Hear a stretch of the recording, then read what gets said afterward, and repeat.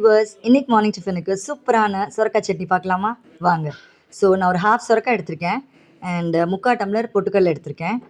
ஒரு வெங்காயம், சின்ன சைஸ் புளி அண்ட் ஒரு பச்சை மிளகா காரத்துக்கு. நீங்கள் வந்து 2 ஆர் 3 கூட உங்களோட காரத்துக்கு தகுந்த மாதிரி எடுத்துக்கோங்க. ஸோ முதல்ல என்ன பண்ண போகிறோன்னா, வதக்க போகிறோம். ஒரு பாத்திரத்தில் எண்ணெய் ஊற்றி சொரக்காய், பச்சை மிளகா, புளி, வெங்காயம் இது எல்லாத்தையும் ஒட்டுக்கா போட்டு வதக்க போகிறோம். ஓகேங்களா? ஸோ நல்லா வதங்கணும். ஸோ வேகிறதுக்காக தான் வதக்குறோம். ஓகேவா? ஸோ நல்லா எண்ணெயிலே ஊற்றி வதக்குங்க.